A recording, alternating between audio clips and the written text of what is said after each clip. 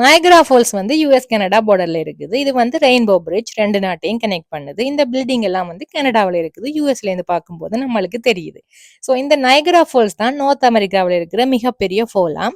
இந்த Niagara falls வந்து horseshoe falls, American falls, bridal veil falls அப்படின்னு சொல்லி 3 டிஃப்ரெண்ட் வாட்டர் ஃபால்ஸ் இணைஞ்சு உருவாகி இருக்குது. இந்த வாட்டர் ஃபால்ஸ் அமெரிக்கா, கனடா 2 நாட்டுக்குமே நல்ல வியூவை கொடுக்குது. 2 நாட்டுக்காரங்களும் வந்து இதை வந்து பார்த்துட்டு போவாங்களாம். இதுல நம்ம கிட்டவா இந்த வியூவை பார்க்கணும் அப்படின்னு சொன்னா நம்ம போட்ல போயிட்டு பார்க்கணும். ஸோ நம்ம போட்ல போயிருந்த டைம்ல ஒப்போசிட்டா கனடாவில இருந்து இதை பார்க்க வந்தவங்களோட போட் நம்மளோட போட்டை கிராஸ் பண்ணி போச்சுது.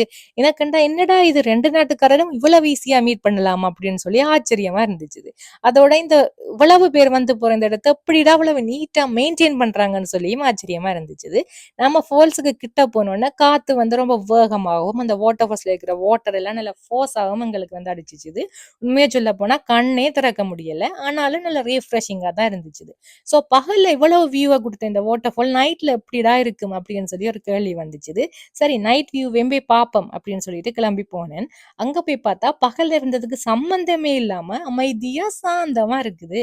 என்னடா இது அப்படின்னு சொல்லி விசாரிச்சதான் தெரிஞ்சிச்சு. பகல்ல வந்து ஃப்ளோவை அதிகரிச்சும் நைட்ல வந்து குறைச்சும் வைக்கிறாங்களாம். ஸோ அதாலதான் எங்களுக்கு இந்த டிஃப்ரெண்ட் தெரியுது.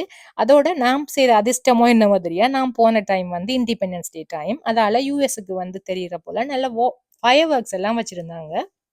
ஸோ இது இயர் ஃபுல்லா இருக்குமா அப்படின்னு கேட்டா இல்ல. இப்படி ஏதாச்சும் ஸ்பெஷல் ஒகேஷன் டைம்ல அந்தந்த நாட்டுக்கு வியூ வர்ற போல இந்த ஃபயர் ஒர்க்ஸை செய்வாங்களாம். ஒரு நைட்ல வந்து ஒரு 30 மினிட்ஸ் போல இந்த ஃபயர் ஒர்க்ஸ் இருந்துச்சு. ஸோ அந்த 30 மினிட்ஸும் போய் நின்று நல்லா அதை பார்த்து கொண்டிருந்தேன். அப்புறமா வந்து இந்த வாட்டர் ஃபால்ஸ் வந்து எல்லா டூரிஸ்டையும் வந்து நல்லா அட்ராக்ட் பண்ணுது. ஸோ யூஎஸ்க்கு வர்ற எல்லாருமே மிஸ் பண்ணாம போய் பார்க்க வேண்டிய ஒரு இடமா வந்து நான் நயகரா ஃபால்ஸை பார்க்குறேன். அவ்வளவு அழகா இருந்துச்சு. அதோட இன்னொரு அனுபவம் என்னன்னு சொன்னா இன்னொரு நாட்டை நம்ம இந்த நாட்டுல இருந்து பார்க்குற அனுபவம் எனக்கு ரொம்ப புதுசா இருந்துச்சு.